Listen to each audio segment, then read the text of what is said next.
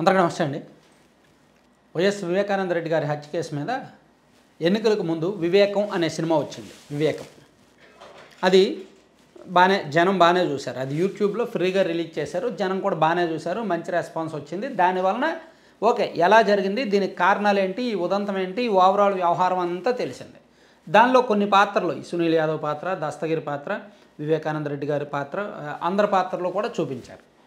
ఇప్పుడు దానికి పోటీగా హత్య అనే సినిమాని అప్పట్లోనే తీశారు, ఎన్నికలకు ముందే తీశారు. కాకపోతే దీనికి సెన్సార్ సర్టిఫికేట్ రాకపోవడం, ఓటీటీలో రిలీజ్ చేయకపోవడంతో ఆగి ఈ మధ్య రిలీజ్ అయింది. ఒక 4-5 రోజుల కిందట రిలీజ్ అయింది.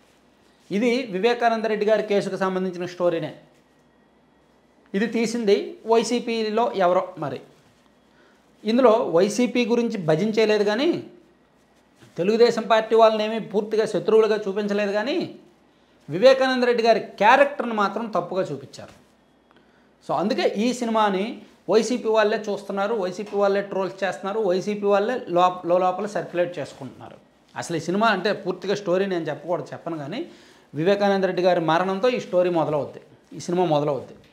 మొదట గుండుపోటు అని అందరూ ప్రచారం చేసినట్టు ఈ సినిమాలో అదే జరుగుద్ది. ఆ తర్వాత దీన్ని హత్య చేస్తారని చూసి, ఆ తర్వాత అతను సీఎంగా బాధ్యతలు చేపట్టిన కిరణ్ అనే వ్యక్తి తన చిన్నాన్న మరణం మీద ఒక సిట్ వేస్తాడు, పోలీస్ ఎంక్వైరీ వేస్తాడు, స్పెషల్ ఆఫీసర్ని వేస్తాడు. ఆ ఆఫీసర్ వెళ్తున్నప్పుడు ఏ విధంగా జరిగింది అనేది, దర్యాప్తు ఏ విధంగా జరిగింది, హత్య ఎందుకు జరిగింది, ఇదంతా కూడా సినిమాలో చూపించారు. దీనిలో వివేకానంద రెడ్డి గారి పర్సనల్ క్యారెక్టర్ని కాస్త, అంటే వైసీపీ వాదన ఏదైతే ఉందో, అతనికి రెండో భార్య ఉంది, రెండో భార్యతో పిల్లలు ఉన్నారు, సో ఆస్తి విషయంలో గొడవ జరిగింది అని అతని పర్సనల్ క్యారెక్టర్ని ఎప్పుడైతే వ్యక్తిత్వ హననం చేస్తూ వైసీపీ వాళ్ళు గతంలో ప్రచారం చేశారు కదా, దాన్ని ఈ సినిమాలో హైలైట్ చేశారు.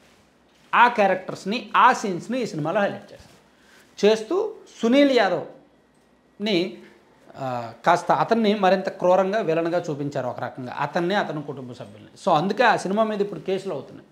కడప జిల్లాలో సునీల్ యాదవ్ అనే వ్యక్తి పోలీసులకు ఫిర్యాదు చేశాడు, తన తల్లిని క్రూరంగా చూపించారు, విలన్గా చూపించారు, నెగిటివ్గా చూపించారు అని.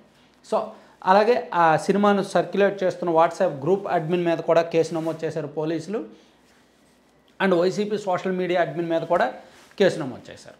సో ఈ సినిమానే ఒక కాంట్రవర్సీ, ఈ సినిమానే ఒక సంచలనం. ఈ సినిమా స్టోరీలోనే కొంత అభూత కల్పన, కొంత నెగిటివ్ ప్రచారాలు అన్నీ జరిగాయి చనిపోయిన వ్యక్తి మీద. ఇప్పుడు దీని మీద అంటే వాళ్ళకు ఎవరైతే ఆ నిందితులు ఉన్నారో, ఎవరైతే ఆరోపణలు ఎదుర్కొంటున్నారో, ఎవరైతే పోలీసు సిబిఐ విచారణ ఎదుర్కొంటున్నారో, వాళ్ళ క్యారెక్టర్స్ని మరింత ఓవర్ డోస్ పెంచి చూపించడం వలన కొంచెం వాళ్ళు కూడా ఇబ్బంది పడుతున్నారనమాట.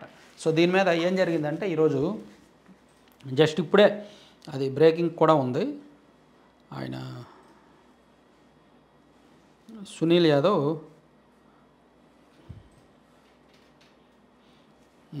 హత్య సినిమా సన్నివేశాలు వైరల్, సునీల్ యాదవ్ ఫిర్యాదు మేరకు కేసు నమోదు.